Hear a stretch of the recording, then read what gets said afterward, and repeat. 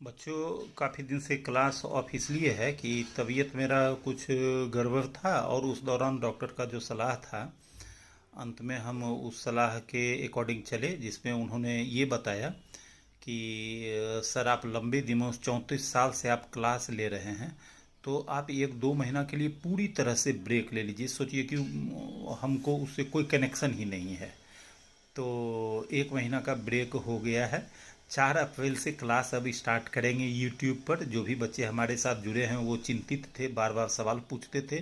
चूँकि ब्रेक ही था तो हम इस वजह से बहुत आंसर भी नहीं दे पा रहे थे, लेकिन हम बिल्कुल स्वस्थ हो चले हैं और आगे अब क्लास बहुत डीपली होगा। जैसा कि रीजनिंग का आपको प्रैक्टिस भी कराते हैं और चैप्टर वाइज भी पढ़ाते हैं, तो उस संबंध में जानकारी अधिकतर बच्चों को है कि सुबह 10 बजे से चलता है, जिसमें रीजनिंग का प्रैक्टिस होता है, और रात में 9 बजे से चैप्टर वाइज ओनली मेंबर्स के बच्चों के लिए होता है। तो 4 अप्रैल से हम सारे क्लास को कंटिन्यू करेंगे। इस दौरान हम धीमुड़ा पर टेस्ट के सिस्टम को कुछ रिच करने में लगे हुए थे।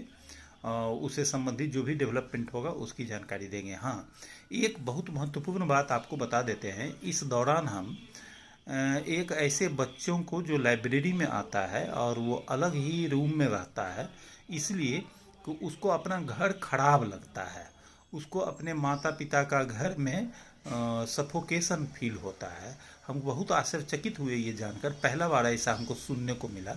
जिस घर में कोई बच्चा जन्म लिया, जो माता पिता उसको इतनी जिम्मेदारी से करियर के इस ऊंचाई तक पहुंचाए, और वो बच्चा इतना कुसंस्कारी है कि कह रहा है कि हमको सफोकेशन फील होता है अपने घर में।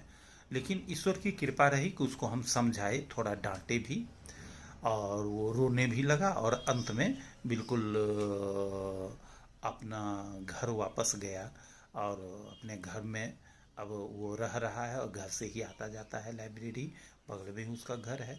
तो तुम लोगों को भी बच्चों रिक्वेस्ट करेंगे, एक दो मामले में, कि कभी भी अपने माता पिता के घर को इस नज़रिए से मत देखो। वो तुम्हारा ही घर है जहाँ तुम जन्मे हो। सोचो, कोई कोई और की माँ सुंदर हो जाएगी तो उसको माँ कह दोगे, कि जो माँ है वही माँ रहेगी।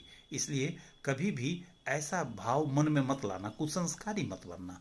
एक अंतिम निर्णय होता है माता पिता के, तुम्हारे शादी के लिए वो चिंतित होते हैं, तो ये जब सब कुछ वो किए हैं तो ये अंतिम निर्णय भी उन्हीं को करने दो।